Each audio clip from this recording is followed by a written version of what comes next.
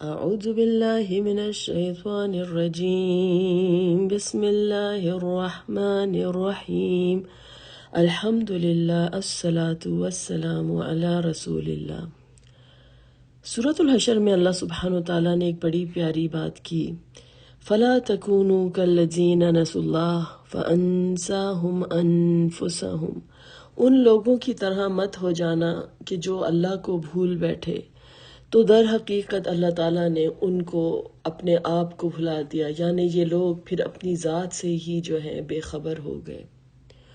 یہ اس طرح کی بات ہے کہ جیسے اگر آپ کسی برانڈ کو یا کسی کمپنی کو ٹرسٹ کرتے ہوں تو آپ کا ایک لنک ہوگا کہ اگر وہاں سے آپ کوئی چیز لیں گے تو اس کا ایک مخصوص سٹینڈرڈ ہوگا جو آپ ایکسپیکٹ کریں گے کہ ہاں یہ اس کمپنی کی چیز ہے تو ایسی ہی ہوگی۔ تو جو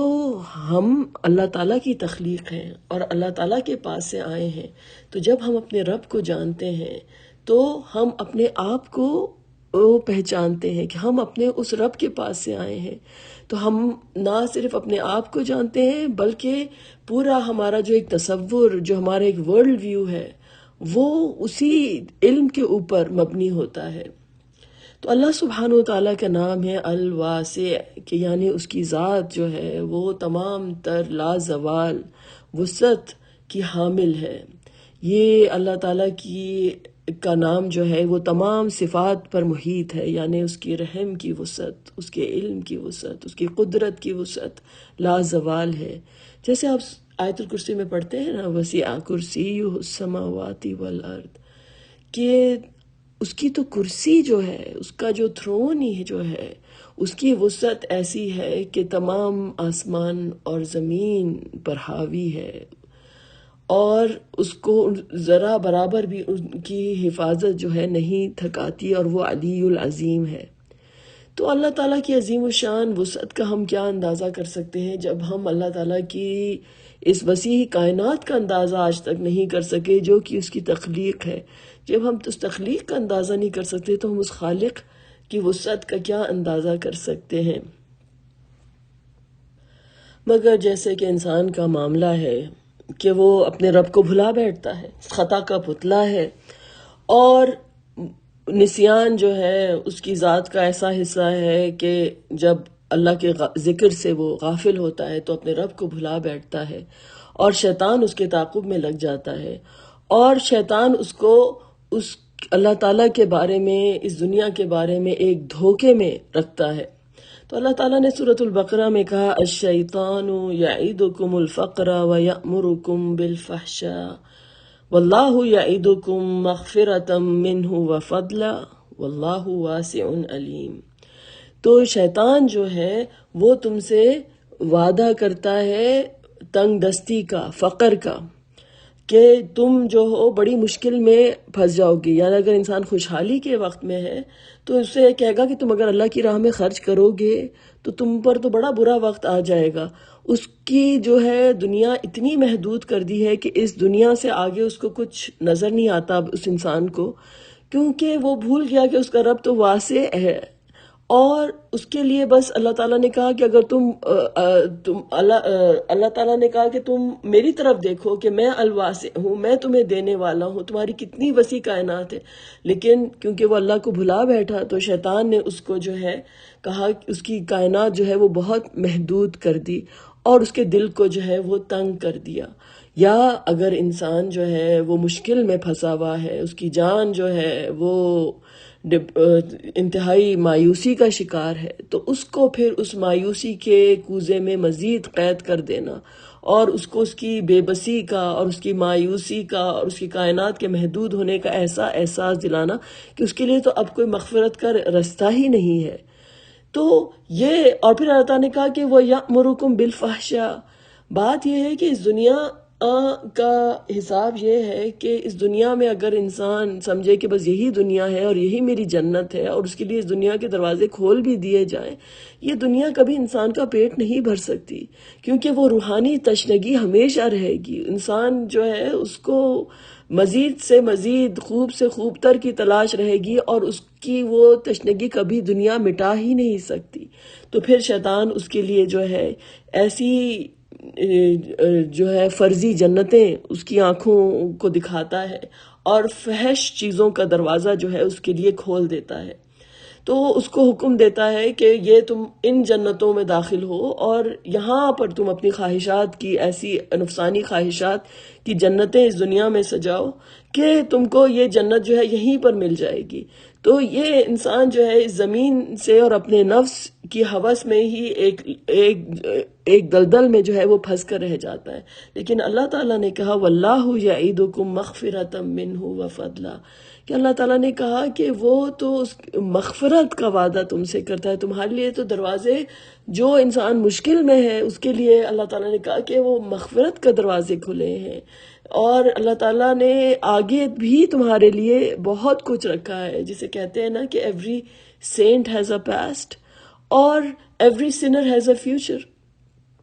تو کوئی کتنا بھی کہاں کسی دلدل میں پھنسا ہو، اللہ تعالیٰ کے جو دروازے ہیں وہ بڑے وسیع ہیں اور اس انسان کے لیے کھلے ہیں، اور اللہ تعالیٰ وعدہ کرتا ہے اپنے فضل کا، اپنے کرم کا، کہ وہ تمہیں مزید بونس دے گا اگر تم اللہ کی راہ میں خرچ کرو گے۔ اگر اللہ تعالیٰ نے تم کو مالا مال کر دیا ہے، خوشحالی ہے، اور تم جو ہو تمہاری نظر الواسع پر ہے کہ میرے پاس جو کچھ دیا ہے وہ اس نے دیا ہے، تو اگر میرا اس سے کنیکشن ہے تو میرے لیے تو یہ ایک ان اینڈنگ دروازہ کھلا ہے، یہ ایک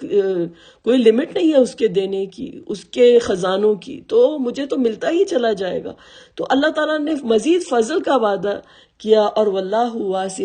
علیم، اور اللہ تعالیٰ جو ہے اپنے علم میں جو ہے وہ بڑا کامل ہے اور بڑا وسیع ہے۔ اور اللہ تعالیٰ کا جب علم اتنا وسیع ہے، بات یہ ہوتی ہے کہ انسان جب سوچتا ہے نا کہ اگر میں کسی کا علم اتنا وسیع ہے تو یہ بھی ڈر لگتا ہے اللہ تعالیٰ سے کہ اللہ تعالیٰ تو ہر چیز جانتے ہیں، اللہ تعالیٰ کو میری تمام گناہوں سے، ایک ایک گناہ کو اسے اللہ تعالیٰ واقف ہے۔ تو اللہ تعالیٰ نے جو دوسری چیز جو اپنے اس وسعت والے نام کے ساتھ بیان کی، وہ مغفرت کی بھی ہے۔ تو آپ جب جائیں سورہ نجم میں، وہاں پر اللہ سبحانہ تعالیٰ فرماتے ہیں ان ربک واسع المغفرہ، کہ تمہارا رب جو ہے وہ تو انتہائی وسیع ہے اپنی مغفرت میں، یعنی علم کامل ہونے کے باوجود، یہ ایک ایک چیز سے واقف ہونے کے باوجود اللہ تعالیٰ جو ہیں وہ واسع المغفرہ ہیں۔ اور پھر اللہ تعالیٰ نے ایک اور بات کہی کہ وہ تو تم کو اس وقت سے جانتا تھا جب اس نے زمین سے تمہارا خمیر اٹھایا، اور جب تم ایک پیدا بھی نہیں ہوئے تھے اور اپنے ماؤں کے پیٹ میں ایک فیٹس تھے، اس وقت بھی اللہ تعالیٰ تم سے جو ہے وہ واقف تھا۔ جیسے ہوتا ہے نا، جیسے آپ کو کوئی آپ کے قریبی رشتہ دار ہوتے ہیں جنہوں نے بچپن میں بھی آپ کو دیکھا ہوتا ہے، وہ آپ کی تمام حرکتوں سے واقف ہوتے ہیں، وہ آپ کو شرمندہ کرتے ہیں کہ میں تو تمہیں اس وقت سے جانتا ہوں جب تم یہ شرارت کیا کرتے تھے، تو آپ جھیپ جاتے ہیں۔ تو اللہ سبحانہ و تعالیٰ تو کہہ رہے ہیں کہ میں تو تمہیں اس وقت سے جانتا تھا جب تم اپنے ماؤں کے پیٹ میں تھے، اور فلا تزکوا انفسکم، کہ اب اپنی بڑائی مت بیان کرو۔